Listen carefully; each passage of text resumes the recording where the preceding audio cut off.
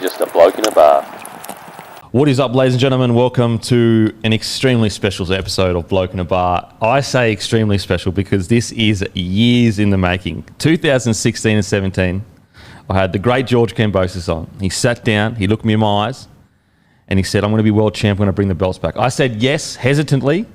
He said, no, I'm going to be world champ and I'll bring the belts back. And I said, I believe you. And now we have George Kambosos sitting in front of us 4 to 5 years later with all the belts. World champion. Welcome, brother. Absolute pleasure, man. Like we said back many years ago that, I'd come out and get these belts and we'll do the podcast with everything here. Yeah. Even though I'm still missing 2, I'm waiting for the other 2 to come. Oh, man. This is beautiful, great moment, and looking forward to having a great chat together. What's it like? Explain to people, I guess, the feeling. I mean, it'd be hard to explain, but the whole world, or at least the sporting world, but it's bigger than even the sporting world, but the spotlight has been on you for at least the last 2 weeks. What's that feeling like when you're in that moment? Yeah, it's a good feeling, but I stay focused on what I do best, and that's in the gym and in the ring, and perfecting my craft. But to go to the shops now, to go anywhere, it's pretty crazy. You got mums coming up and saying, "Hey, I've never watched boxing in my life, but I saw the fight." You got grandmas. I went to a coffee shop and like a 90-year-old great grandma comes up and she gives me a hug and, can I get a photo? I didn't even know she had an iPhone. And I say, it's crazy. It's a good, but it shows the hard years. I've had to put a lot of hard work. I've had to, go under, the public's notice and, grind for this spot. Yeah. And this is just the beginning. There's many more, great moments to come for not only myself, but for the whole country. And you brought up a good point because, we often joke about it on the show is, a lot of Aussie boxers, they'll fight a bunch of plumbers and they can get good paydays doing that and build quite a career. And I even said to the Hello Sport boys, Tom and Eddie and Tom of Hello Sport fame, I said to him, Kambosos has taken the true, he is not content with Australia. He is a world-class boxer.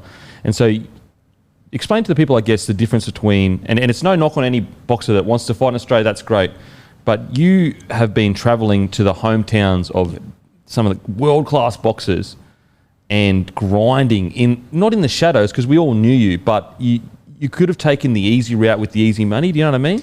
Yeah, I could have taken the easy road here, and we had that opportunity when I just beaten Ogilvy and Bala. We had a massive opportunity just to sit in Australia, fool the fans, and just lie to myself.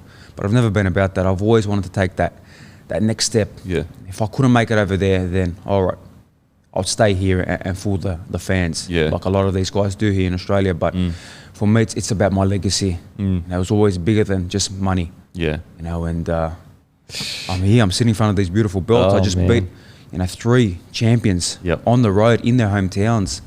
From Mickey Bey to Lee Selby to beating the undisputed champion, a guy who 2020 fighter of the year, top pound for pound fighter, the biggest name in world boxing, such a massive name in the US. To go in there and do what I did, was no one thought I could do it, but I stayed focused. I knew what I would do, and this is bigger than just making a few $100,000 here in Australia. And now look where we are. Now there's man, it's incredible. There's big money involved, but again, it's about the legacy. Yep, absolutely. It's and the crazy thing is that sometimes if you go into the hometown and you knock a fighter out, some fans can go, that's luck. Yep. It's been 3 points wins on the trot. Yeah. And in hometowns. In their hometowns, 3 points, obviously, decisions. Yep. All of them have been split decisions, which, if you get a split decision in a hometown of a former champion or undisputed champion, that was a unanimous decision. Absolutely. But it was just part of the story. And for some reason, I just see it. I've manifested this, but I just see it and I go, you know what, this win will be, again, another split decision. It's just meant to be. And, when the referee and the announcer, had us there and we're waiting for the decision, and they gave, obviously, one judge to me and the other judge to Lopez, which obviously was not the case. And I go, you know what, here it comes. Meant to be another split decision, part of the story. No, I don't think no Australian fighter's ever obviously done this, but to go and on the road 3 times like this, You know, against champion after champion And after points. undisputed champion, points. Yeah. You know, to outclass these guys to show my boxing ability. Yeah. It's a great moment. You know what? It's a tiny detail. When the winner gets announced, it's a tiny detail that most people would have missed, but the announcer says still undefeated. Yeah. And he thinks he's won. And I was like, this is such a good example of why Kambosos is on mentally another level, because you're still so switched on I that didn't even realise, you knew that didn't mean. Yeah. Do you know what I mean? You weren't fooled into thinking. You knew that there was still another thing that to be announced. I was just waiting. I knew it was coming, and the new. Yep. And you know, people like after the fight, did you see he raised his hand up? Because even the ref, they confused us. Yeah. So, you know, I was so zoned in on just hearing the words that I continually said throughout, you know, the 9-10 months of preparation, throughout all the, you know, days that were postponed. I just stayed focused on and the new, the new, and here it comes. And when they said it, you know, it was just. My father lifted me up. My coaches were going crazy, and we're trying to get the belts on. There's, you know, a million belts. The WBC's trying to throw the shirt on straight away, the hat. It was a great moment. The crowd's going nuts, and you know, it's a moment that you whatever you do on now, you know, obviously now it's and still. Yeah. But that first, you know, saying off and the new is something special for every fighter's you know, career. I just thought it was such a special moment. It was such a good example of how focused you were, because a lot of fighters, I feel, would have got caught up in the moment, seeing the hand raised by the ref and thinking Lopez had won, but you were just like locked in, tunnel vision, locked in. And I was like, it's such a good example of what made you win the fight, the mental. And that's how I've been throughout the whole preparation, you know, and for every single fight I've ever had, I've always kept that tunnel vision. Walking out to the arena, you know, they're booing me, I can hear it, but I just keep my tunnel vision. Yeah. I'm here for a job, and literally until they say, you know, and the new, you know, that tunnel vision obviously still continues, even in the you know, post-fight interviews, in the media work, everything I did, I stay as a true professional, and that's what makes me a different fighter. Yeah. You know, I'm not just a guy that goes in there, slugs it out, wins a fight. There's so much more that I bring to the table, and the world is seeing that now. Okay, so what we'll do is we'll go back to a young fella, we'll come through your career, and then we'll come to the great moment leading up to it. And what makes that moment even greater, and we'll get to it, is the fact that even the build-up was epic. Even the build-up was something that doesn't usually happen. But we'll get to that. So obviously, of Greek heritage and born in Sydney? Yeah, born in Sydney. Yeah, born and raised in Sydney. Yep. Until I decided to take my career overseas. And so growing up, you started boxing, actually, you know what's crazy is I was watching a post interview with your father and Eddie Hearn, and I was like nearly getting tears in my eyes because your father was explaining the journey, and I don't want to spoil it, but you know, I guess explain to the people how you did get into boxing, and you were initially, because you're clearly an athlete, a rugby league player as well. Yeah, I love rugby league. You know, my whole childhood, you know, from under 6s, under 7s, I started playing in a rugby league. You know, my father's a mad Roosters fan. Obviously, you know, I'm a Roosters fan, and we'd go to all the games, and I'd be screaming as a young kid, you know, watching the games, and I just loved that. Every weekend we had a footy game. We would travel all over, you know, Australia to go watch the Roosters play. And coming up in the footy ranks, the under 6s, 7s, 8s, all the way through, it's all I wanted to do. And then obviously get to that age where the representative team start, and at the same time I was starting to put on a lot of weight. I've been up that Greek heritage. My grandmother's loved to feed me great food. Great food. You know, still today they're trying to feed me. You know, look, I'm an athlete. I can't be having that stuff. They're still trying to force it down my throat. You know, and I started putting on this weight, and my dad said, "Look, we've got to do something. You know, in the off season, you're not going to make the A side. No chance. These guys are just, you know, going to be that level above you. Won't make it, and your footy dreams won't be there." So, because we're not far from the Shire, he goes, "Look, we'll go do the nippers and do the beach running. You're never going to see this 10-year-old, 11-year-old Greek kid, overweight, 60-something kilos, you know, running down the beach. Never going to happen." And yeah, we fell into boxing. He goes, "Look, how about boxing at the local PCYC?" I said, "Yeah." You know, he goes, "You like the Rocky movies? Go, let's try it." That first stage, fell in love with the sport, and you know, fast forward 3 months, 4 months, you know, I lost, you know, like 15 kilos. Wow. And then my footy career, when I come back for the next season, first in everything. I went from front row to hooker, Oh, nice. So I was that little dummy half running Of around. course, And just hooker. that speed. Hooker's the toughest position. I know, It's literally the toughest position. Just everything went better. And obviously I started my boxing career, my amateur career. And it got to a point where I would have a fight on a Friday night and I'd be playing on Saturday. In the middle of the day or early in the morning, so it's physically too demanding. Yeah. And then it goes back to my father saying that one day you're going to reach the crossroads, and I knew at that point that here it is, I can't do this anymore. I've got to put my full love into something. At that stage, my love for the sport of boxing was too high, so I'd made the Sharks development squad something I wanted to do my whole life as a child. Yep. And that first day they sat us down, Ricky Stewart come down as a Sharks coach. And he was telling us about the days that we were training, the Monday, Wednesday, Friday, but they were clashing with my boxing days. So straight away, I knew I wanted to be a fighter. And my father in the car, he goes, how good, you made the development squad, something you want to do your whole life. Okay, yeah. And I go, did you not hear the dates? The days that we're training? Yeah. He goes, no, what day? He knew already. And Monday, Wednesday, Friday. And he goes, yeah, and what? I go, that's boxing days. And so he goes, well, this is the crossroads. Okay, yeah, I know it. This is what you were talking about. So he gave me the whole weekend, and we come back from work. And on the Monday, he goes, boxing bag or footy bag? Boxing bag, let's go. Far out. Yeah, and I never looked back. I stayed focused. I perfected my craft, and all them years, to get to this. Man, it's just that decision, and that I guess. As a young fella, it's a hard decision because, it wasn't a hard decision, but to, I guess, be so decisive.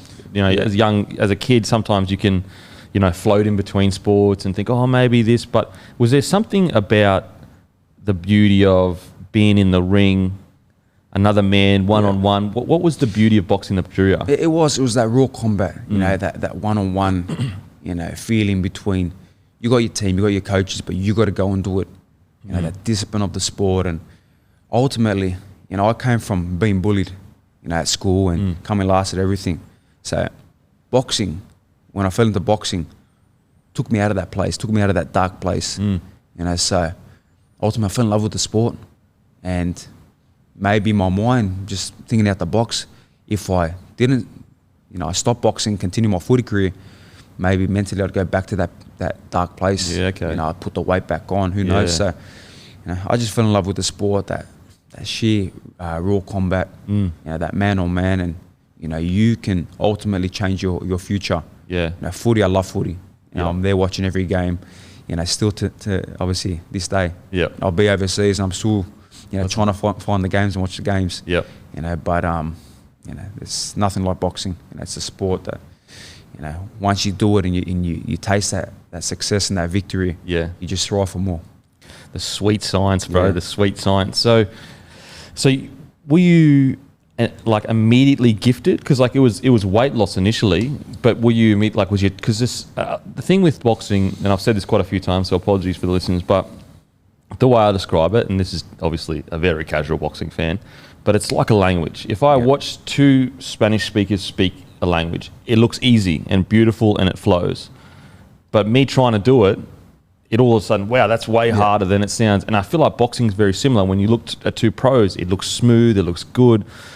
But certain boxers have this kind of natural timing, natural balance, natural ability to stay calm and not tense up. Did you get that initially, or did it take time to build it? I was, people say, wow, you're so fast, so reactive, you're so fit and conditioned, but I didn't have any talents as a young kid. I was this overweight kid, that fell into boxing by luck, pretty much, by, trying to achieve something else in another sport. But the thing I had was, I had heart. I had that willpower, that strong, mental side of a young kid. When I put myself 100% into something, I'll stay committed, stay focused, and be the best that I can. Yep. And as the years progressed, with a lot of hard work, no talent, a lot of hard work, I started to see, okay, I'm good at that. Okay, I got that reaction, I got that speed, I got that movement. But just year after year, day after day, just continuous grind. To be able to get to this position and become a very good fighter. And what's crazy is you can even see that now, as in your last 4 years of development. I've been following you closely, huge fan. seeing the speed and the power increase over that 4 years is purely due to that day in, the day out kind of stuff.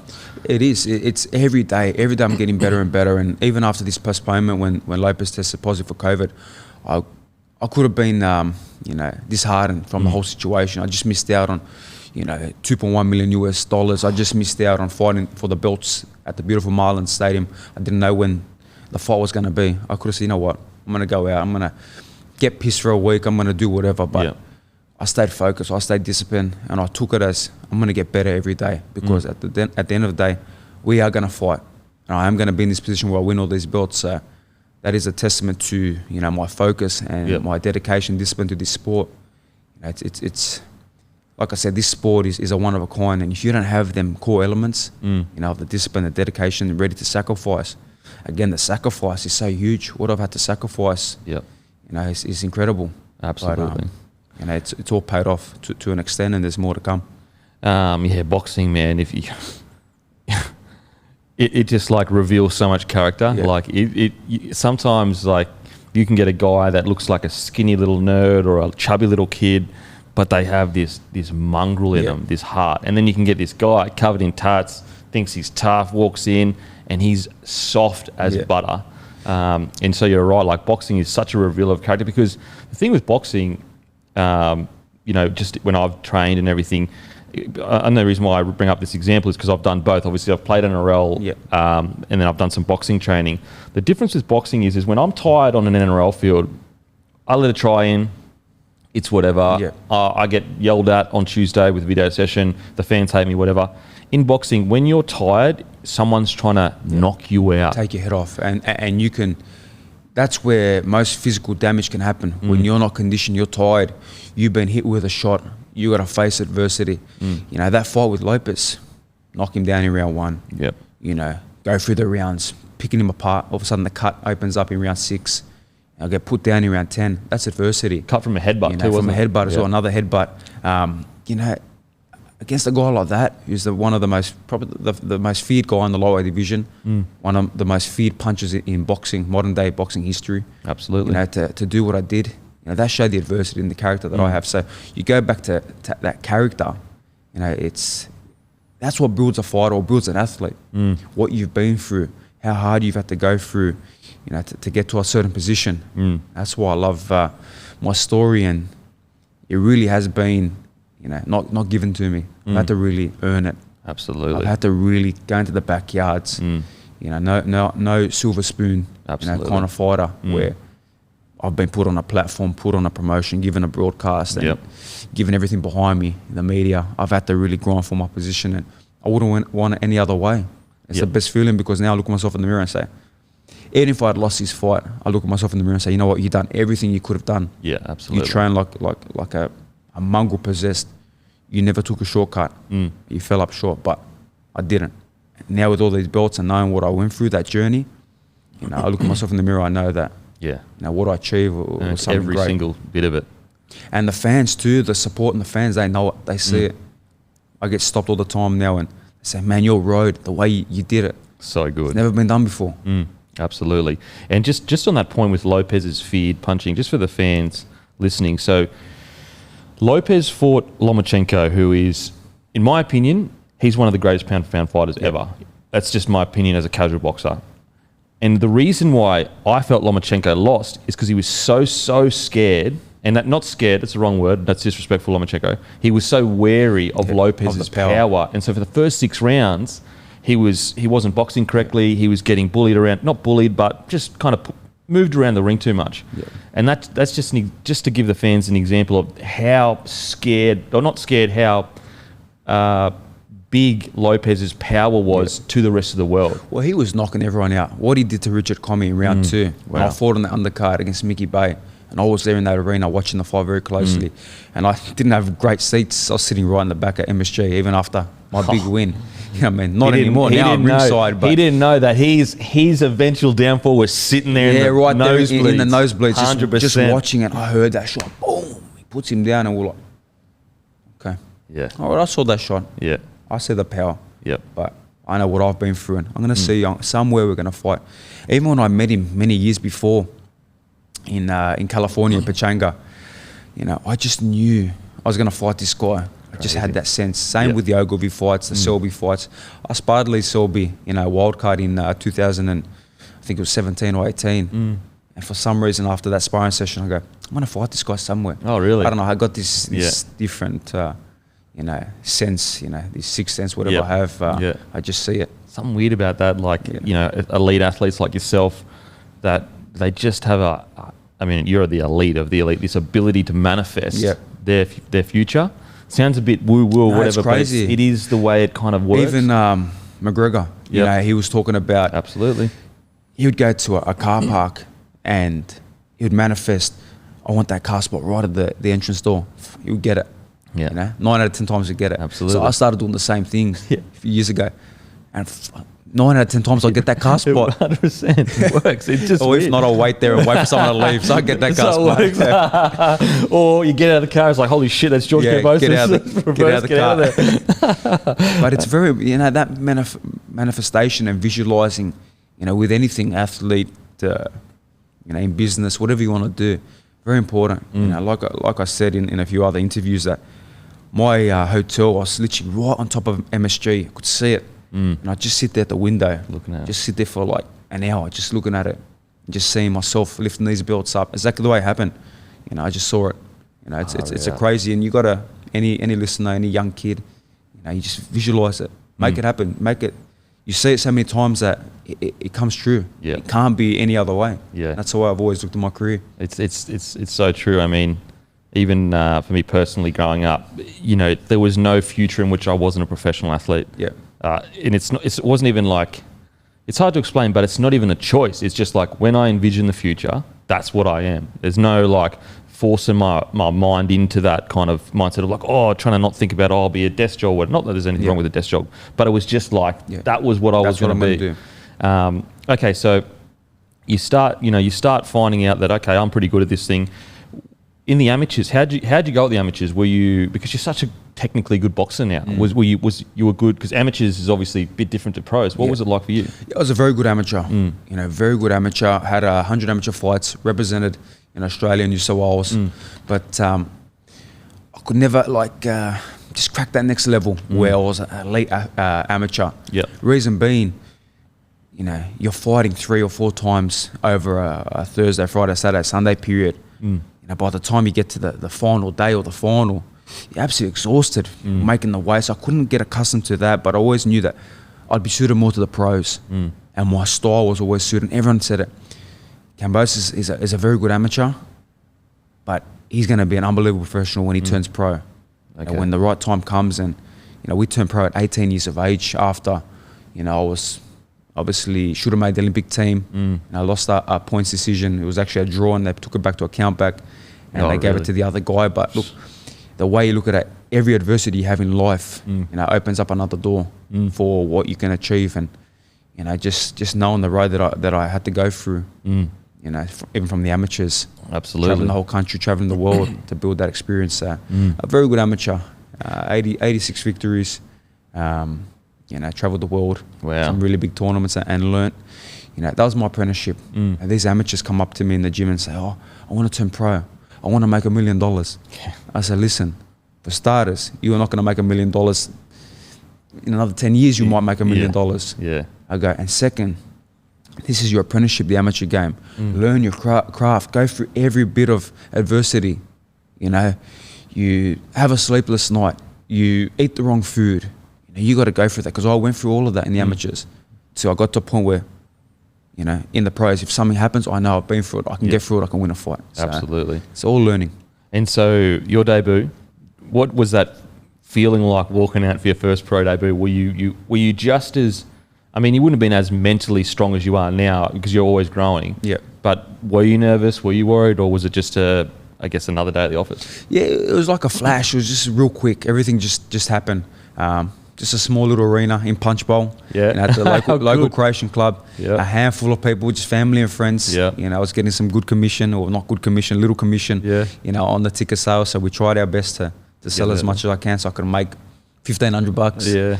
You know, and went out there and took the guy out you know, in 2 rounds. But again, going back and just thinking like how much I made for that fight, but I was wearing the winnings gloves. The winnings is probably the best glove when it comes to you know the fight game. I love Everlast, but you know, and I fight in Everlast now. But the winnings for you know for training, and obviously it's that Mayweather was wearing it, Canelo was wearing it, so you want to be a part of that. Absolutely. The gloves alone I had to buy myself and the opponent.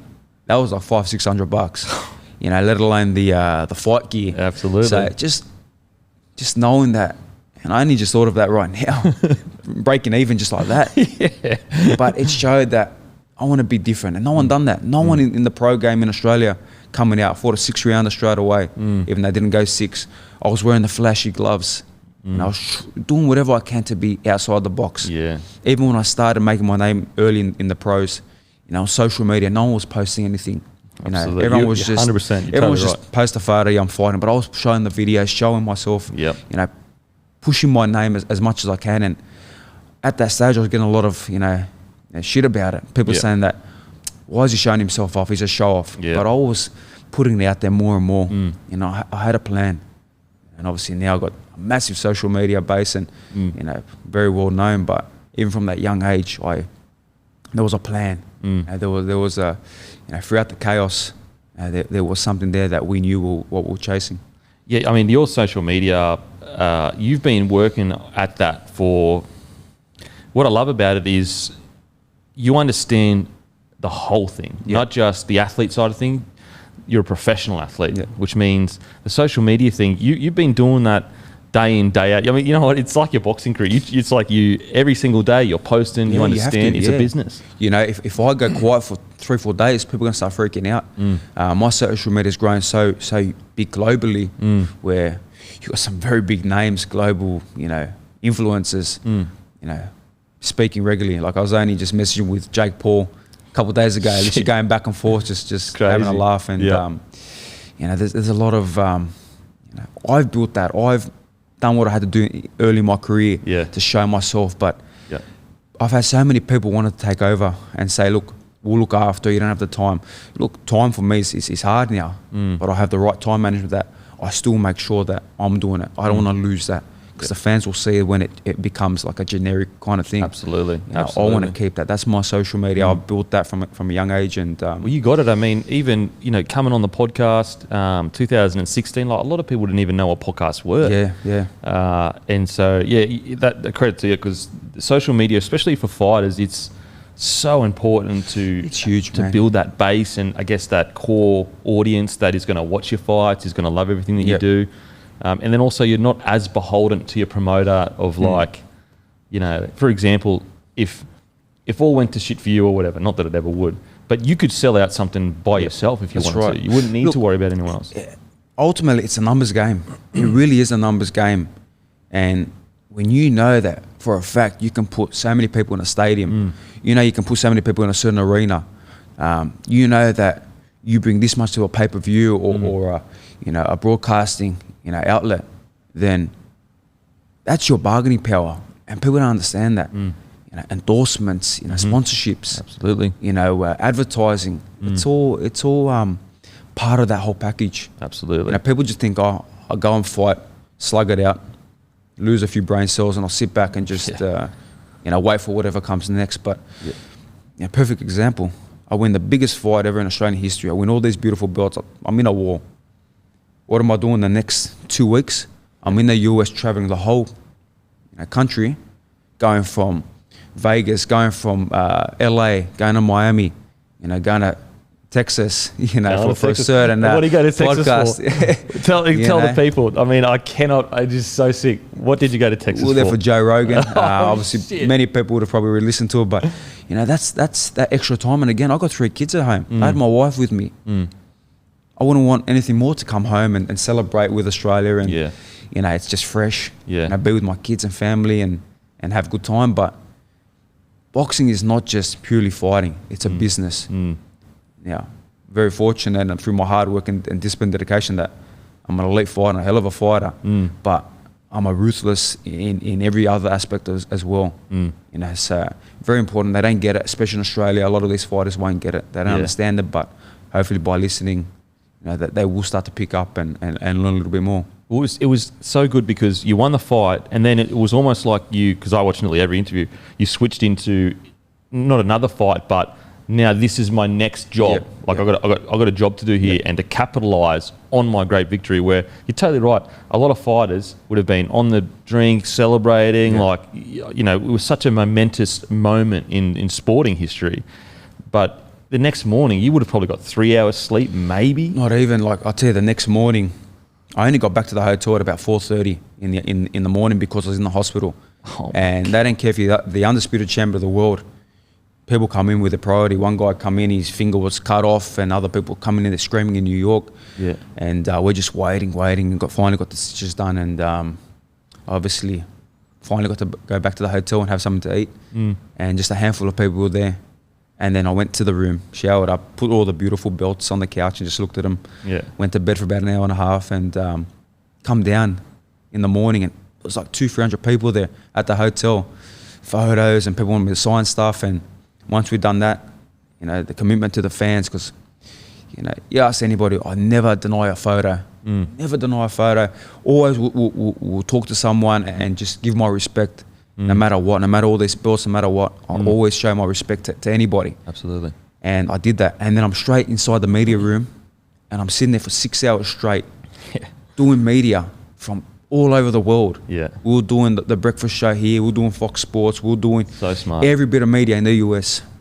All the interviews were coming in because, one, there was no post-press conference because we both went to the hospital, do our checks and all that. Obviously, he stayed a little bit longer. And, it's important to give back to the media because they stuck true to us throughout this whole saga, this 9-10 months. They still, stayed in and were zoned in on this fight. So, I gave my time to the media, 6 hours. I was starving. I was bruised up. Yeah. Nothing more than I want to sleep. Yeah, I would love to absolutely. sleep. Would love to just, relax. But, that's the kind of fighter I am. And again, the next day was the same thing. Then we flew to Miami, straight into media.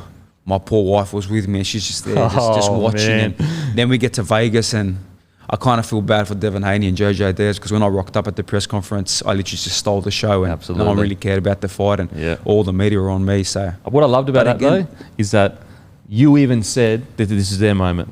This is their moment. And I said I didn't want to take away. And again, they wanted me to come into their after the fight, they wanted me to go into their media room in the press conference. And I said, no, that's their moment. I'm not coming here to steal their show. Yeah. I love the Devin Haney fight, and you get a few of his fans now that understand the business side of things.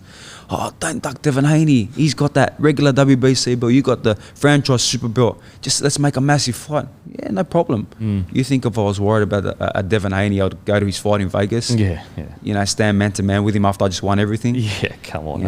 It's for me, it's a business now as well. And the best fights, I can easily have 2 tune-up fights, and the world will be like, you know what, he deserves that.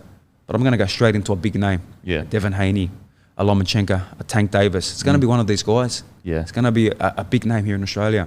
And that's the kind of fighter I am. That's the kind of warrior I am. Yeah, absolutely. And I think people, saw that in the Lopez fight, and that's what they could kind of they really did appreciate.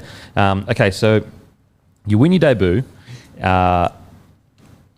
Then basically you have a couple more fights, and you capture the WBA Oceania title by beat Brandon Ogilvie.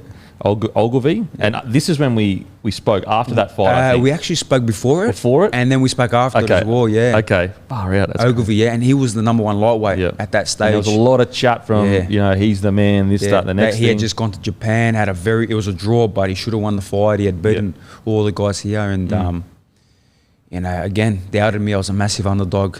Fight was here in Sydney. A lot of bad blood, a lot of shit talk. Back and forth. I was a little bit more crazier back then. Had no kids. Yeah, a little bit just out there, just saying whatever I want to say. Yeah, and absolute, bloodbath that fight. We were both cut. We both were in the trenches, and got the job done in fashion. Unanimous decision, and that was my breakout fight. I had some good fights in Australia before that. You know, beat Delos Rays, was coming off a really good win streak. The Australian title against Robert Toomey. I got some good exposure on the chalk cards as well. The footy show final when Sonny Bill headline. But this was my breakout fight. People wanted to see what he was going to do against, you know, a really good fight, the number one in Australia at that stage, and you know, showed what I had. It was a masterclass, and you know, then I moved on to the Camille Barla fight again, another big fight, where and he was a bit bigger than you, wasn't he? He was a light welterweight. Yeah, came down a division and thought he would capture my ranking and, you know, beat me up, but again, just busted him up. Fractured his eye socket. And look, they're good guys, man. And you know what? The sad thing about it is now they probably look at it and kick themselves. They pretty much stopped fighting after that. They really went to a level where I think one of them had one fight, the other one had two fights against nobody, and they've kind of stopped. But if they look at it now and say, man, Kambosos, we had good fights with him, went on to become undisputed champion of the world. Absolutely. What could we have done? We could have been up there. We could have picked up a belt somewhere. 100%. You know, and if they're listening now, I hope they get back into it. And you know, we've got ferocious promotion, so we'll be more than happy to, you know, look after them if they want to do that, because I know how good fighters they are. You know, I mean, even if they kept at it and made enough noise, you know, one day, eventually, you could fight them again. Like, you know, like there's something. You don't know. You just don't know. You know, it was a good fight. You might be able to do something. You just don't know. But that's the thing. That's the adversity. That's where, you know, I've never been worried to lose a fight. I've never been, I've got to collect this zero. I've got to keep this zero. I've always been focused on, you know, being the best I can and just proving myself. And if it comes one day, the loss, whatever. You know, these guys, it wouldn't be the end of me. I'd come back again. I'd fight the next day if I had to. That's the kind of fighter I am. Didn't you say if anyone pulls out of the Diaz, the Haney fight, I'll jump in. I was so serious, and Eddie was he's looking at me, and then we had a little chat after, and he, you serious? I go, I'm serious, Eddie. You know I'm serious. I go, you even said I got balls of steel, watermelon balls. So I go, I'm serious. Just get your big checkbook, the big one that you got, the one that you use for Joshua and all these other guys, and I'm in. And I think that would have broke pay-per-view records if I'd done that. Mate, that would have been hectic. And I would have backed you. I would have backed you. Sure. I would have worn the same shorts from the Lopez fight, full of blood. I would have put one of their blood all over as well. And I mean, we'll get to Eddie Hearn. Okay, so then you go back to Greece.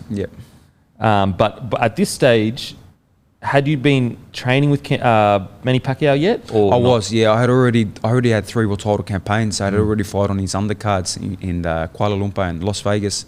And I had already built that experience with him.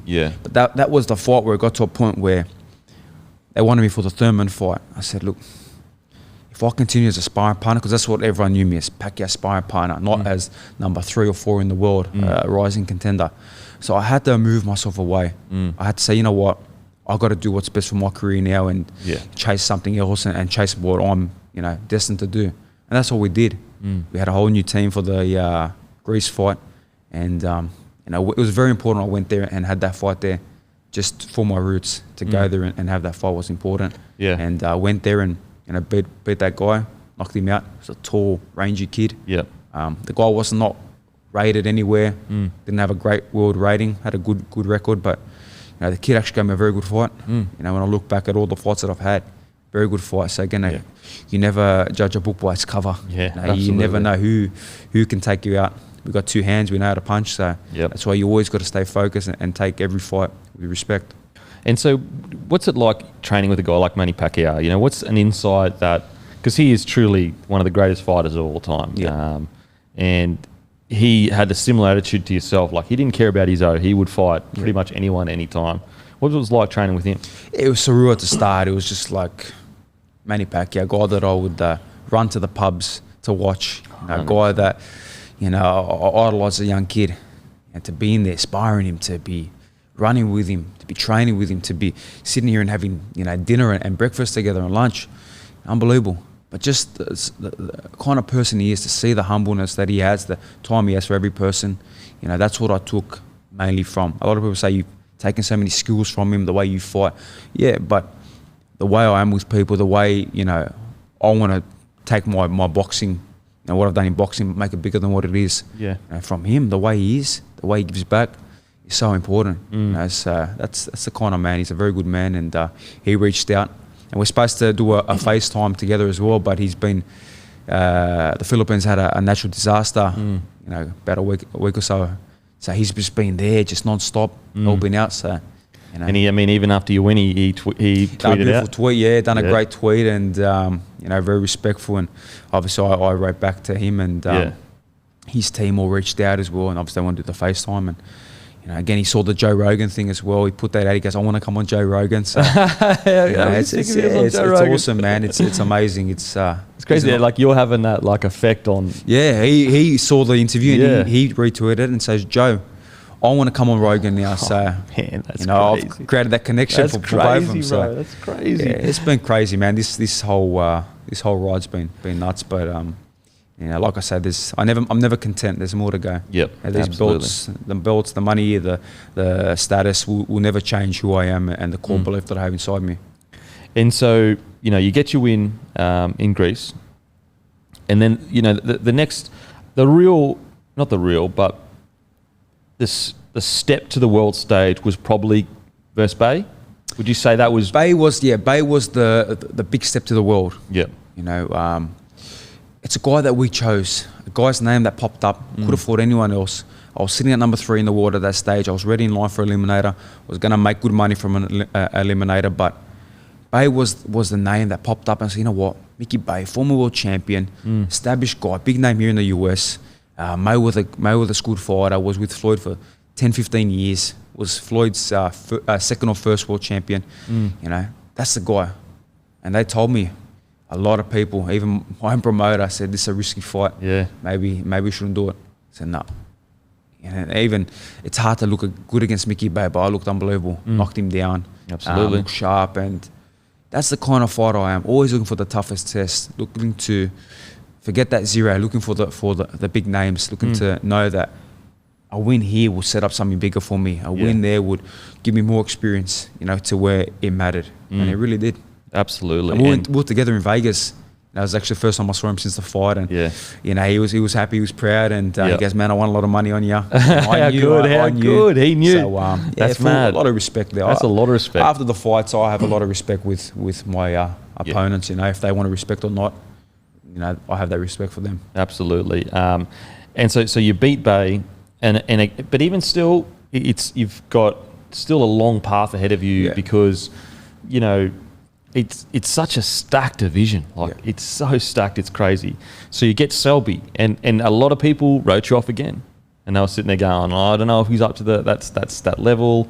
How did that come about? And I guess, you know, what was it like? Obviously, you beat him as well. Yeah, look, Selby, very experienced guy, guy that's been in so many world title defenses. I think, like he had said in the press conference, he goes, "I've been in more title fights than what you've had professional fights." Wow. Which I think is the truth. Yeah. But again, it was just a different breed that I am and what I brought to the table. You know, real good fight. He's an experienced guy, but I box so sharp, and you know, that was the world title eliminator. That is what gave me my mandatory in the IBF, the opportunity to Lopez, and that's where I got my #1 world ranking.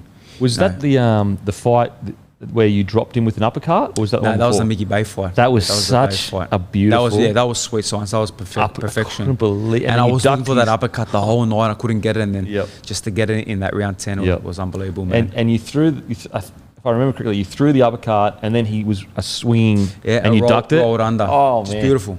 Just sweet science. Beautiful. But the Selby fight was a very good fight. Good learning fight too. He's a very rangy kind of guy, and very experienced, and I just picked him apart. Okay, so the Selby, you get the win, and at this stage, Lopez hadn't fought. So he hadn't fought Lomachenko. He had 2 weeks before. Had just beat Lomachenko. So because, correct me if I'm wrong, but there were already talks that you might fight Lomachenko before that. There was, yeah, there was about 2 years ago. Yeah, okay. Before. Yeah, because I remember speaking to you about it, going, "Wow, that will be incredible." Okay, so as soon as you win the Selby fight, was it immediately in your head, tunnel vision to Lopez? Yeah, it was straight after the Selby fight. Literally, in the interview straight after, I wanted Lopez. I was calling him out, and no other lightweight in the world wanted to deal with him. Everyone was just feared him from what he did against Lomachenko. And that obviously Lomachenko fight was 2 weeks before my big eliminator. So, you know, I just knew they were going to fight. I knew that this was the guy. Styles make fights, and you know the world thought I was crazy to be calling him out and really wanting that fight. But you know, I saw something. I knew I'd win this fight. And so leading into the fight, so Triller, is it Triller, not Thriller? Yeah, Triller. So how did that come about? So basically, for the fans listening, and you could probably explain it much better, but you've got a manager, and a promoter will come to you or come to the division, so whatever division it is, and say, we put up this bid for it, and we'll put it all on. How does that all work? So what happened was, because I was the IBF mandatory, the red belt, the IBF, they set a date for negotiations. We couldn't come to a mutual ground. We pushed very hard to have him here in Australia, but with COVID, it was just too hard. We had $2 million ready to go for him, but we couldn't get it done over the line with the whole, couldn't travel at that stage and everything. So it got to a point where it became like a stalemate, and literally a purse bid was put in place. So a purse bid means any promoter in the world can come in and bid. You put your $5,000 bidding fee, and anyone can come in. Okay. So we knew that Bob Arum would be there. Obviously, he represents him. We had heard Eddie Hearn would come in, and we weren't sure who else was going to come into this bid to win the bid. So the way it works, it's a 65-35 split to the champion. So he was going to get 65%, I was going to get 35%.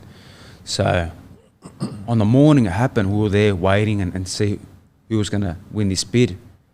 And all of a sudden, Triller comes in with a $6 million bid, which was like, who's Triller? What's going on here? What's happened here? And all of a sudden, I'm like, okay, that means it's like $2 million from my way. Okay, let's go, Triller. I'll watch anyway. So, how good's Triller? It was crazy. The whole world went nuts. It was probably the most talked about thing in boxing at that stage. Wild. Everyone was talking about how big this purse was and what they've gone and done here, which was cool. It put, again, my name in another, status. And I went and trained. I went and trained that morning. And then we waited to see when they're going to set the fight. And they set the fight, I believe it was June 5th originally. And they did move it back to June 19th. And everything was smooth. Everything was great until Lopez tested positive for COVID. And then after that, it was a rocky, rocky road. 6 times? Yeah, about 6 times, I think it was, 5-6 times, which was crazy. Signed so many contracts and got to the point where they just couldn't put it on. They couldn't give us the proper date, the venues to do it, and it is what it is. They're not bad guys, but this is the boxing game. It's a tough game, especially when you're coming in as a new boys. When you're coming in and really bidding that high, you start to shake things around and say, well, that lifts the whole market up. Absolutely. And these old school promoters don't want to see that. 100%. So, it is what it is. So basically, how does it work? Where do they have? So they get the bid and they say this is the date. And then obviously Lopez gets COVID, but then do they have a certain amount of time to put it on before you go, hang on a sec, you're actually in breach or whatever. We're gonna have to go somewhere else. Well, they did. They had a certain amount of time, and they kept postponing, kept moving it back, and we agreed, but it got to the point where like, this is crazy. This is not going to happen. So we asked for some simple things, and they couldn't put it in play. And then at that stage, the IBF had said, "This is it. You ain't doing this no more. We're going to default you guys." So they defaulted them. There was 1.2 million US deposit money in the account, which goes to the fighters, and Eddie Hearn, Matchroom, picked up the fight. I believe it was a bargain. He got it for $3.5 million. Fight of the year. Absolutely amazing. I know that the zone numbers here in Australia were absolutely huge, mate, which is great. The YouTube numbers were massive. YouTube was massive. Great, because a lot of these so-called boxing guys and broadcasters here always said that Kambosos is not a sell, but I've got the biggest social media base. I'm doing numbers like that in the US, and they're broadcasting from here. Sometimes they've got to just realise and eat some humble pie and say, hey, he is a draw. Absolutely. And he said everything he would do. Absolutely. So what was it like dealing with a guy like Eddie Hearn? Because he really has become the next generation, in my opinion, the next generation of promoter. And don't get me wrong, like your Bob Arums and your... Al Heyman. Al Heyman, they're the old guard, probably the guys that took over after Don King, I'd assume. Again, I'm not that deep in the game, but Eddie Hearn seems to be very, not a fresh face because he's been in for a bit now. Yeah. But he is, in my opinion, it looks like the future of promotion. What was it like dealing with a guy like Eddie Hearn? Eddie's great to deal with. We obviously dealt with him for the Selby fight. Selby was his fighter. So I beat his fighter in Lee Selby. And he's sitting there going, stop beating me fighters, bro. Yeah, I beat his guy, and I know he was... because he came over, he beat my fighter, came back home, and now he's got all these beautiful belts after beating Lopez. So we've got a good business relationship. You know, everything's been smooth. Always show me a lot of respect. I show them a lot of respect. I really like the matchroom. You know, the people behind the scenes and the guys who are the wheels in motion for the whole promotion to be what it is, and good people to deal with. Now they do have a partnership with Devin Haney, so interesting to see now what they put how forward. they come to the table and what they put forward. But we'll see. We'll see what comes about. Like I said, I love that fight, and I'll fight him right now if I have to. No problem. I'll help you, bro. I'll be your cornerman. It's giving you terrible Just advice. hold the belts up. Yeah, hold your belts up, 100%. Okay, so leading up to the Lopez fight, he gets COVID. What's that feeling like? 4 days out, your body is just about to hit that perfect point of ready to go. You get the news. Surely there was at least a moment where the energy went out of you, like, fuck, or was there not even a moment of that? No, it was. When I found out, literally just full energy, just zapped. You know, I had been in the US for like 4 months preparing for this fight, away from my kids. Flew my pregnant wife there. Wow. You know, in the midst of COVID, the doctors tell her, no, what are you doing? She was like 7 months pregnant. She goes, no, I'll be there. I want to be there for this fight. I had my team there. You know, my father, my Australian coach, Mick Bey, obviously my American team. And just to, just hearing that sentence still gives me like a weird feeling. Oh, really? He's got COVID, the fight's off, postponed. Like, I was supposed to make 2.1 million US that weekend, you know. Supposed to fight for all these belts and win these belts. But, I was very angry at that stage. Got on the phone with the Triller, boss, and I said, hey, bring me your private jet. I'm going to go fly to Vegas. I'm going to fight him wherever I find him. And literally, I was just a bit disheartened at that point. I told my wife, look, I'm going home. I'm going to go see my kids. I've had enough. Yeah. But then, I took a breath. Yep. So you know what? It is what it is. It's not meant to be today. It's not meant to be this weekend. But somewhere it's gonna be. Somewhere down the track we're gonna fight. We're locked in. He can't get away. He's gonna fight me. For whatever reason, it's not happening this weekend. It's meant to be. So I just stayed locked in after that. I went to the gym that afternoon. Oh, really? I trained. So just a couple I had of a hours. good meal. I had a good meal, and then I went and trained, and I continued training while he was suffering with COVID and not doing well. Whatever issues he had, I was in the gym grinding, and I knew that every day I was going to get better and better. And that's what I said to myself: every day, but whatever way, I'm going to be getting better by better. So did it make you mad that a professional athlete with a lot of money? Yeah, you're a professional, man. You should not be getting COVID. Yeah. You should be locked tight. Your whole team should be in isolation. Yeah. Was that something that really angered you, I guess? Yeah, or look, not really. At that point, I was very angry. I get it. You can get it. Yeah. It's out there. But as a professional athlete with millions of dollars on the line, I was seeing the footage from his training camp, the interviews and the YouTube footage coming out of him there and fans there and a lot of people there. And I kept saying to my dad, and even my wife would be messaging me from Australia saying, and this is not good. He fucking ended up getting COVID. Yeah. And he got COVID. It's like we said it. We said, man, I hope he does not get COVID. Yeah. He ends up getting it. Yeah. But look, it is what it is. It happened for whatever reason. Maybe it was just that weekend was not meant to happen. Yeah. Maybe I would not won the fight. Maybe I would have got hit with a shot and never been the same again. Everything happens for a reason. I never really question. I just go with the flow, and like I said, I got better and better. I came back to Australia. I quarantined for 2 weeks in a hotel.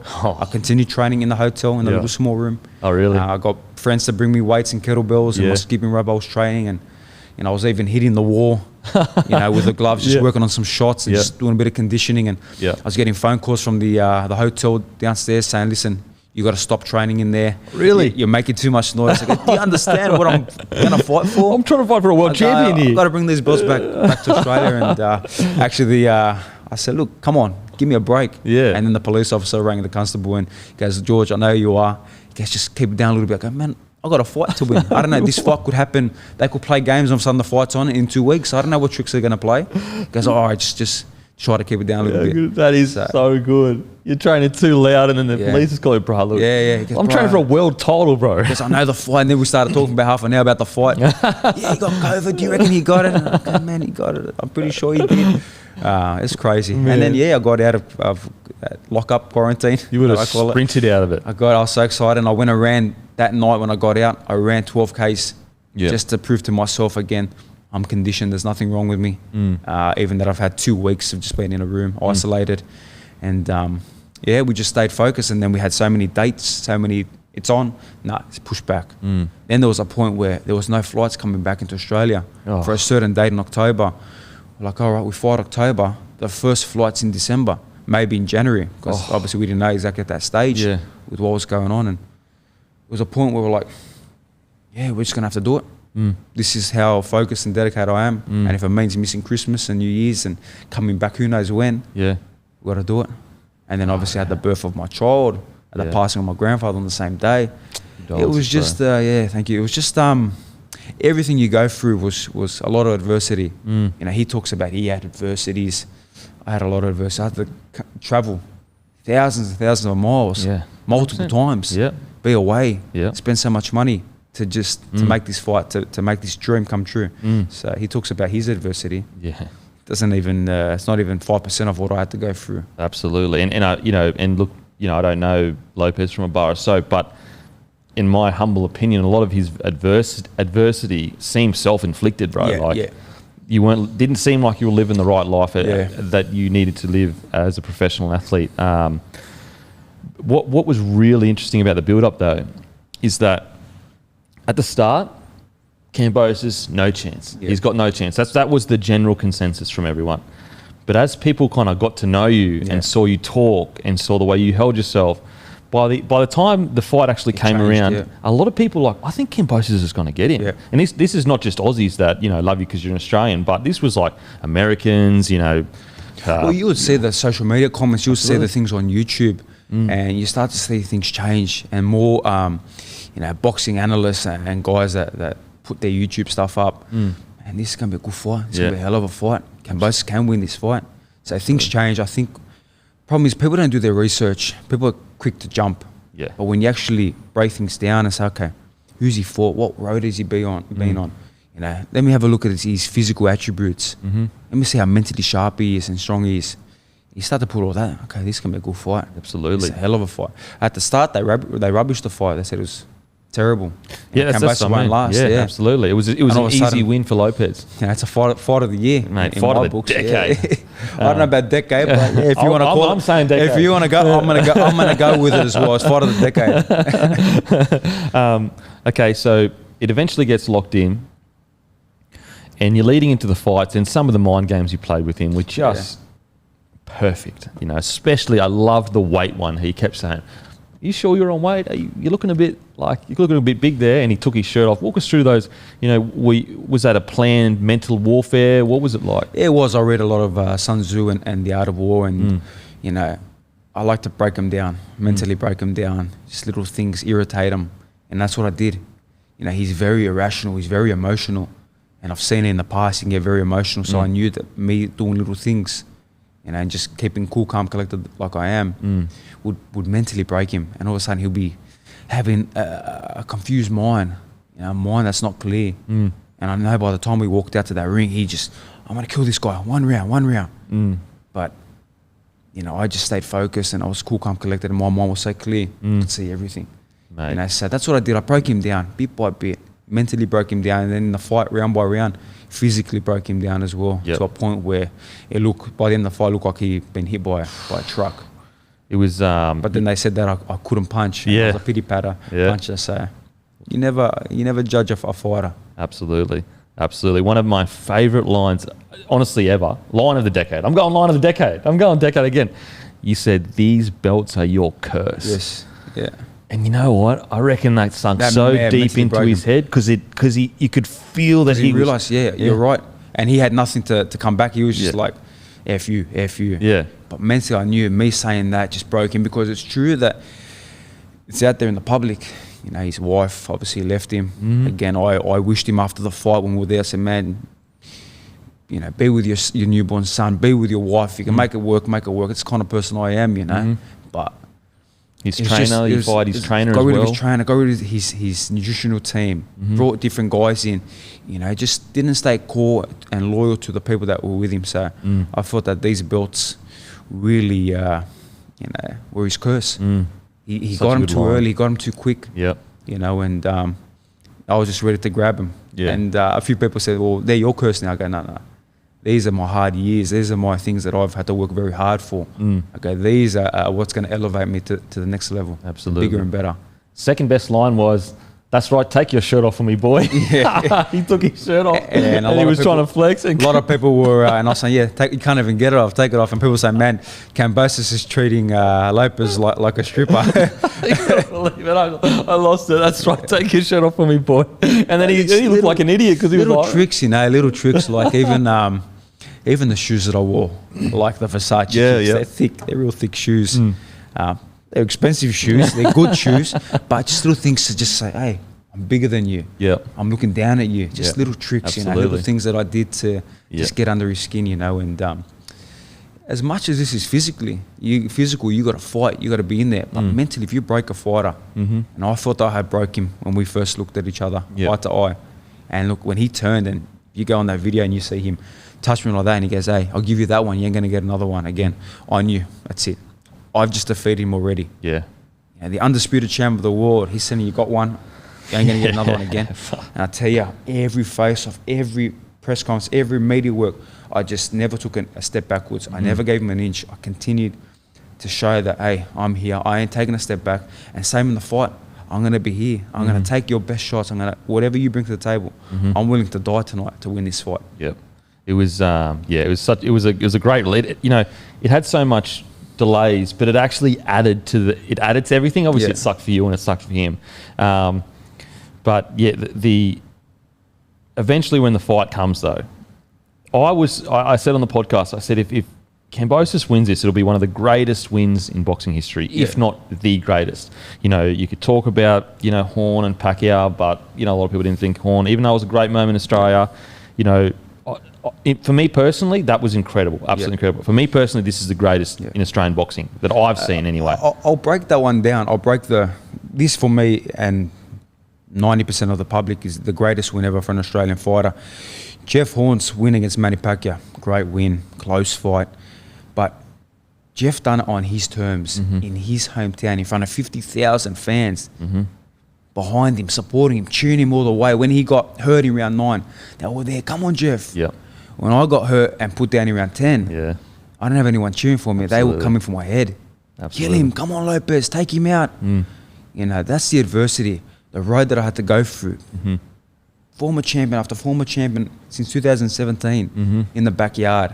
I get goosebumps thinking about it because I know how hard the road has been, and you know, I never take anything away from Jeff's win, but you know, facts are facts, and he won the WBA belt off Pacquiao in a close decision.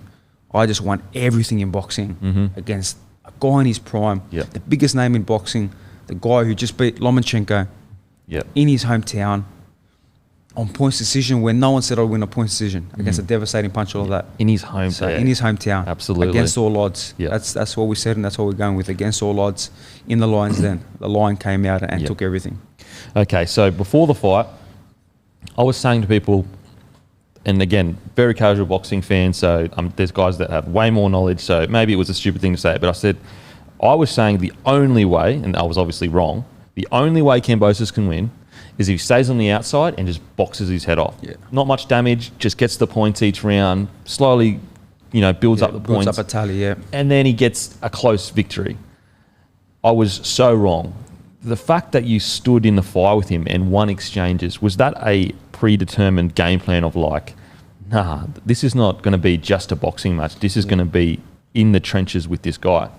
It was. I really, like, if you go back to interviews that I was doing and people were like, man, he's such a feared puncher. show me. I want to feel it. I want to be in there in the trenches. I want to feel his shots. That's what I did. Yep. I felt his shots. I come back with 3 or 4 of mine. Angle off, come back again. Yep. That's in the trenches, in the dark. And again, another beautiful line I said, when he's been in the bright lights, I've been in the dark, I've been in the trenches, and I was prepared to be in the dark and trenches. Absolutely. Inside them ropes in front of his fans with adversity, the cut, the blood, the fans going off, getting put down. That's a true fighter. Absolutely. I feel that in round 10, and I made the mistake there. I got a little bit too excited. I was trying to take him out, but he would have stopped any other lightweight in the world with 1:45 to go. But for me to finish that round strong and then come out round 11 and 12 and absolutely bust him up. Yep. Like I said to myself in that moment, this is where you show how great you are. Show your greatness now. And I did. I really did. And so that round 1, he comes out crazy. You knew he was coming crazy. And you predicted before the fight, you said, I think I'm going to drop him round 1. And everyone was like, Kambosos is crazy. What are you talking about? How did so when he came out crazy, he landed some okay shots on you, but nothing that really, you didn't really get fazed by it at all. Were you feeling that shot that was going to come because he was setting himself up for it? How did it all come about? Yeah, look, like I said, I said that I'm going to put him down early. I'm going to hurt him round 1. It could be round 1. But everything I said leading up to it, I'm going to be better than him at everything he does in every aspect. No way. Kambosos is crazy. Lopez, better puncher, better footwork, better defense, better speed, better reaction. No, I'm going to be better at him at everything. But in that round 1, when I saw him come out crazy, come out nuts, and I defended myself and stayed sharp, in my head I go, beautiful, I got you where I want you. Yep. I'm going to wait. I'm going to stay sharp. I'm going to let you throw some shots, and I'll throw some good reactive counter punches, which I landed. Then I saw that mistake. He threw that jab. I moved back, took that extra back step, and he faked it, and then he went for it again. And that hand just came too slow. And that move, launched that shot, put him down, put him on his ass, and he just looked at me like that and thought, oh shit. I'm just looking at him. Now you're in a fight. Absolutely. And then that second shot I came flying out with was a more devastating shot, but his senses, everything was awake at that stage. And then I kind of tripped over that front leg. And then when I got up and that bell went, I just had to, he's there and he's looking at me and I'm, hey, 1 round. Now we're in a fight. Let's go. Let's fight. And that's where the fight, round 2 onwards, that's where the fight started. It was, and that's another thing. What if you go back, and you obviously haven't watched the whole fight again, but if you go back and watch round 1, you actually did land some pretty good clean counters that were real sharp and short that a lot of fans didn't see. Look, you gotta really the sweet science. You really gotta break things down because I'm so fast and I move so well. And the little things that I'm doing. But if you actually put on slow mo and you start seeing the counter left hook, I landed a beautiful counter left hook. Yep. I landed some really good jabs, some good right hands, and then just keeping him aware. But he was just in this mode where he thought he'll knock me out. And he landed some good shots, but not shots that physically going to hurt me. Yep. And again, throughout the fight, even when he put me down, they weren't shots that physically I was really, really hurt. I just kept coming. I know for a fact that he said it in round 10 and 11 when he came back to his corner that he goes, the guy's made a still. Really? I can't put a dent in him. So it was a Rocky movie. This was like a Rocky 4 movie. Absolutely. So as the rounds are progressing and you're getting round, you're getting another round, what was the conversation like from your corner? What was the game plan? Was it stay in the fire? Was it pull back a bit, box a bit, get back in? What was the game plan? Yeah, it was round by round. By round. We're going to win this fight round by round. We want to stay very sharp on the outside, on the inside. Everywhere we chose to fight, land some really good shots, wake him up, move, create the angles, fire back again. So we had certain game plans where whatever he decided to do, we thought maybe he runs, he starts moving and shows his boxing skills. So we'd have to cut him off, or he'd come forward. So we had to box a little bit, then meet him, in the trenches. Yep. He's a confidence kind of fighter. So that's why even in round 11, I couldn't just get on my bike and try to survive. I had to go fight fire with fire and hit him with some good shots and show him, I'm here now. You put me down, but I ain't going anywhere. Yeah. And that's what I did, and that really mentally zapped him.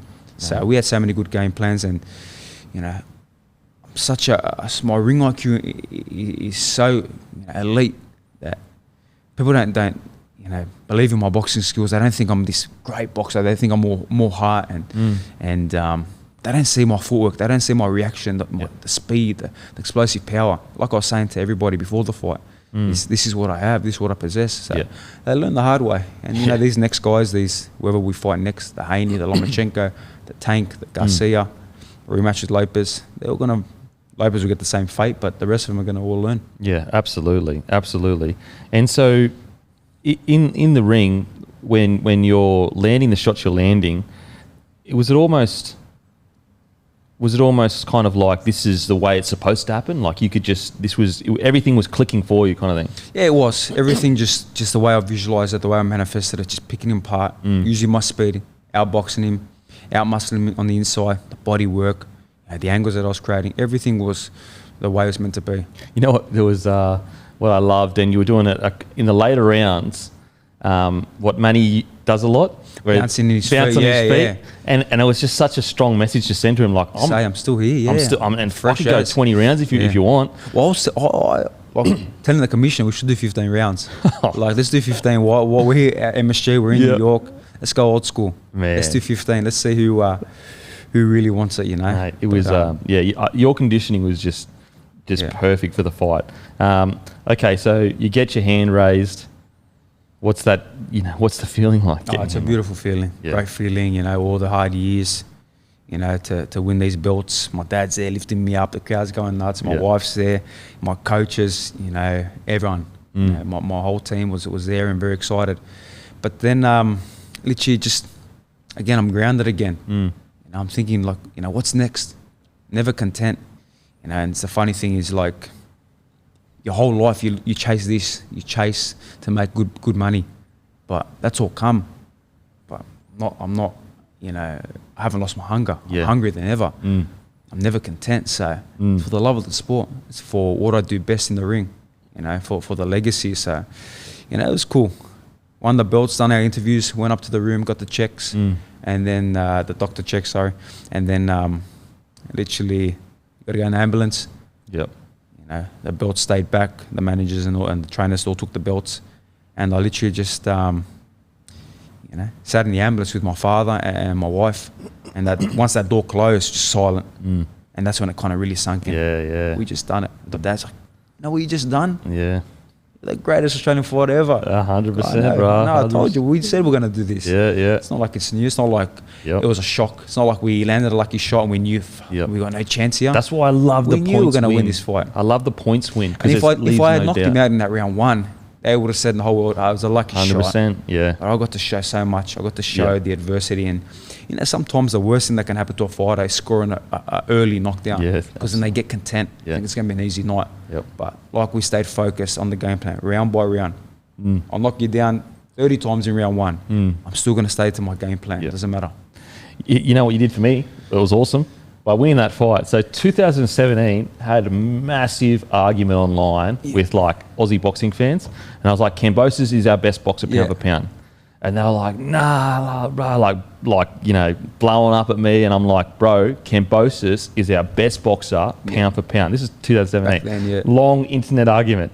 Anyway, all the people that still follow the page, when you won, they were like, right. Bro, you were right. You were right. So you did that for me. No, you did, I remember I saw it, and they just, you know, they just kept trying to deny it. You know, no matter what I was doing even before these fights, just kept trying to deny it. You know, a lot of the mainstream media didn't want to come to the party. Now they have, which is great, and I could be I'm the shot caller now. I can say, you know, I'm not dealing with any of you. Yeah. I've got massive social media. I could just live off my social media. Absolutely. You know, stories and put what I want to put out there. Yeah. But I'm not like that. You know, I build these relationships and I move forward. Absolutely. You know, for the long game. But there's still certain people that just don't want to just give me that credit. Yeah, you know, give you that. in the boxing circles. But you know, they can't deny it anymore. I look at these belts, and how can you deny it? How can you not say that this guy, the hardest way, no one gave it to me. No one. You know, some people get mandatory positions. They haven't even fought for a mandatory or eliminator. Yeah. I had to go earn it against a former world champion in his backyard. Then I had to go and take everything off him. You know, that's incredible. Even like little things like, for example, you're an Aussie boxer. We don't have a good system here. Our gyms are good, but they're not like America or even in Europe. Like, so little things like, you know, it's kind of like a soccer player here going to Brazil Yeah. and beating players in Brazil that have been developed there. in Brazil. Like Lopez came from the amateur circuit. Yeah. You know, Selby came from the UK amateur circuit. Mickey Bey was such an established amateur. You know, Lopez went to the Olympics. Yeah. You know, he was the Olympian for the US team. And then the way they work on a point system, so even if you win the trials, doesn't mean you're going to go. So they, I don't know, for whatever reason, political reason, they didn't let him go. Oh, really? So he went and qualified for Honduras. Oh, okay. Yeah. So he went to the Olympics. So that amateur pedigree, like we had a great amateur pedigree here, but it's not the same level. Not the same. Yeah. And again, I've come from the amateur, you know, grounds from here. Yeah, that's why they talk about like who's the greatest fighter here in Australia. You know, and obviously Costas is a great fighter, but didn't come from our amateur system. You know, Jeff Fennick done great things too. You know, Chuck Mundine, all these guys, but you know. Some people will say yes, some people say no. That's for the world to see. But in my mind, I know 3-4 years ago, in my mind, I said I'm going to be the greatest fighter this country has ever developed. I've come from the local, you know, from the clubs. And no one's done what I just achieved. So we keep doing more and more. You know, this is not... It's not even halfway through the book in my mind. I'm only 28. Absolutely. You're not even your prime. No, I haven't hit my prime. I really haven't hit my prime. And that fight... You know, I believe it was like 15-20%. There's things that I was doing in sparring that, you know, the world still hasn't seen. So these guys, these Haney's, Lomachenko's, Tank, Garcia, they think they saw certain things. Yeah. Every fight I evolve, I get better and better. So absolutely. When you were in the ring and he said, I feel I won 11-2, and then he said 10-2, you were so calm and collected. Like a lot of people would have said, are you serious? Show me some respect. Like have some respect. What did you feel when he said that? Were you just like, what? Well, I knew that he was just going to make a fool of himself. So I just let him talk. Because a lot of fighters would have been like, get out of here. Like, what are you doing? I could have. I got all the ball. I could have pushed him or whatever. I already beat you up. So I just let him talk. And I could honestly, I feel that he was concussed. He took so many shots. He must have been. Then he said, I've been away from my kid for so long. He was only born 10 days ago, 11 days ago. Yeah. I knew he was concussed. 11-2, nothing made sense. So I just let him go. Yeah. Grabbed his hand, look, forget all this stuff, forget the fight, win, lose or draw. Go home, be with your son, be with your kid, you know, and rest up and come back. But it's going to be a long road for him. You handled it like a so respectful, which I really appreciated as an Aussie, because like, you know, you're Australian Greek, you represent the Greek community, you represent the Australian community. I think you just represented us so well in that moment of being like, look, he's carrying on, but I'm not going to... And I even said, hey, let's do it again. Do it in Australia. Absolutely, he did. He didn't want it though. Do it, I know for a fact that I don't want nothing to do with it anymore. So all the best to him. I never, like I said, I got a lot of respect for him and everyone that I fight. I wish them all the best with whatever they do. And again, you never know what happens in the future. You never know that he moves up to 140 and, you know, you cross paths. Like me and Mickey Bey cross paths. So good, we're talking. Yeah. You don't know if we're training together. You don't know, you just don't know in this fight game. Okay, so then the post fight press tour. Yeah. So the American tour. The American tour. It was so smart, bro. You absolutely nailed it. You were everywhere. So you obviously went on Joe Rogan. Walk us through like the whole Rogan experience in the sense of like driving up to it. Do you walk down where is it like? Not as in, don't give us the address. Do you know what I mean though? Like, do you walk into, is it just a chill room like this or? Yeah, look, the whole tour was unbelievable. And to finish it off on Joe Rogan, it was massive. They flew us in, they put us up and they said, look, there'll be a van to get you guys. We'll take you to the destination. You don't need to know the address. So you don't know the address. Okay. They take you there. I was just waiting to put the black thing over the black thing over your head, so we don't know exactly what's going on. What we walk into, just a normal place, place, and went in there. We done a rapid COVID test. Yeah, so they're obviously very, you know, safe. They check all that for the safety, and there comes Joe. He had his security. Then all of a sudden, Joe comes out, and so start talking about the fight. We start talking about all types of stuff, and he's like, no, let's leave this for the podcast. I don't want to get too crazy. I don't want to forget things. I want to leave this for the podcast. And just we chopped it up for 2 hours and just had a great time, you know. And good. Then I went to the airport straight away. And flew to Sydney. Wow. But just that whole tour was amazing. You know, went to Vegas for the Haney fight, done the commentary there, stole the show on the Haney fight. Yep. Then we went to the Tank fight. You know, it was crazy. The Tank fight, the Staples Center, just getting in there was nuts. I couldn't move. You know, everyone was just photos and some crazy footage online. I finally sit down and as I was taking photos with people and the fans, the camera had come up for the fights, and they took a video of me taking with the fans, and I turned around. I'm the number one lightweight, the best lightweight in the world. No one that Tank's fighting. So they started on the big screen up on the Staples Center, showing all the basketball players, all the big name players, not getting okay cheers, and they showed me, and the whole stadium just erupted. Oh man! I was like, me, going nuts, and I checked my Twitter, and all the big, boxing journos and media guys, they can't believe the rise of Kambosos. Like, he just got the biggest cheer of the night out of everyone. Yeah. So it's cool. It's been crazy. Then trying to get out of the Staples Center, we could not get out.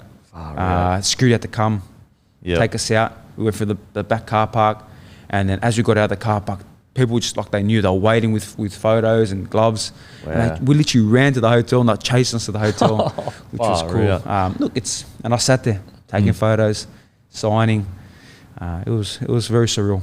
What was the you're sitting there with Joe Rogan. Like, what's the vibe of it? Is it chill? Is it cruisy? Just chill, just chill, just like another man, another guy, just doing his thing. Yeah, just doing his thing. Yeah, talking and just going through whatever comes throughout the podcast. So I love, podcasts are great because you get to just, like even just now, we just went through certain things that I just thought of. Yeah, it opens up your mind. You start to think of certain things. I love doing good podcasts, and obviously always been a pleasure doing with you, and doing with Joe Rogan was amazing. Crazy, too. Bro, so good. Okay, so the Tank fight, the Haney fight, who impressed you more? Throughout that fight, Haney impressed me more. He showed more skills. Tank fight was a very close fight with Cruz. I know Cruz is very awkward, so Haney obviously impressed me more. Then you had Lomachenko fight. The whole world got excited about Lomachenko. Oh, what a fight! He's back. Yeah, okay, he's back. But who did he just beat? Was that Richard Comey? Who I love Richard. He's a great guy, but facts are facts. Was that Richard the one that got knocked out against Lopez in 2 rounds, or did Lama beat Nakatani that Lopez beat as well? So, there's certain aspects. But again, I never close the door on any of these guys. I could fight Lomachenko, fight Haney. Really, at this point, it's going to be a big name. It's going to be one of the big names in the US. Like I said, them guys. But I haven't pinpointed anyone yet. Yep. I'm waiting. I'm the shot caller. But again, these guys got big promoters. So they need to show the contracts. Yeah, or else we can really do what we want. Yeah, absolutely. Or we can offer them, what it is, and we take full control. So we are waiting. It's a period now, the holiday period. Once mid-Jan comes, I'm sure there's going to be a lot of exciting things on the table, and we go from there. Absolutely. And now a bit of footy chat, a bit of rugby league chat. Your boys, the Roosters. Yeah, just not too flashy this year. A lot of injuries. A lot of injuries. A lot of injuries. So hopefully next year, we have a better year. Yeah. I love the Roosters. Uncle Nick as well. Got a good relationship. Okay. So who knows? Good old Uncle supposed Nick. to catch up with him soon. Okay. He's in Greece at the moment. So so who knows? Maybe I can get a run. Yeah, he's Greek. Yeah. So you're Greek as well, aren't you? Oh, jeez. Taking over. The Greeks are taking over. No, you're taking over. So who knows? Maybe I can get a run. Just put me on the bench and come into the dummy utility, half. 14. You never know. You never know. I tell you what, I wouldn't want to get in a stink. No, I'll be straight in there. Okay, so what an incredible journey. What's one thing that you reckon you've learned about yourself over the last 12 months? No matter what, what success comes my way. No matter what, the belts. You stay focused and stay remain the person you are. Keep my feet on the ground. Yeah. I'm a family man. I got my kids, and that's what matters to me the most. At the end of the day, this one day will only be these material things. My kids will be the most. So I stay focused on what really matters in life. But I love boxing. Like I said, I die for boxing. Yeah. I was prepared to die in that ring to win this fight. Something I told my wife, before the fight. I said, look, if anything happens, I'm ready to die in this ring tonight. Wow. Everything's for the kids, for the family. But most important thing I've learned is to stay humble, and continue that relentless, ruthless drive that I have, in boxing, in the business side of the boxing and the sporting world. Yep. What's been the funnest part of it?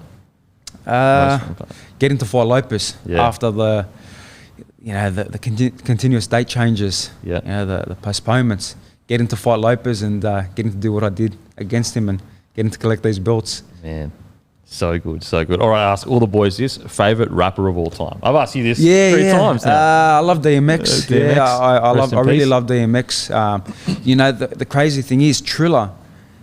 They got all the connections with the big artists. And when I first went over to the US, for the preparation, I had to do the promo work with Triller. And they go, who do you want to walk you out? Because Lopez was supposed to have a Meek Mill. No So way. I go, who do you want? And DMX hadn't passed away at that time. I go, I want DMX. No way. All right, let's work it out, because they got the Versus app, which Swiss Beats is involved in. Swiss Beats and DMX, obviously, they're together. They get DMX to go, I will make it happen. I swear, like a week later, he overdoses and obviously whatever happened to him, passed away. He was gone. Then after that, I was like, you know what? I don't want no artist. Like, I'm going to come out with my music like I always have, and Lopez can come out with whatever he wants. Absolutely. I'm focused on the job. Absolutely. I love, DMX is, he's one of my favorites. Mate, the good old they pump you up, that music. That's good really training music. Good training music, Good training music. Would you, what's your take on, Jake Paul?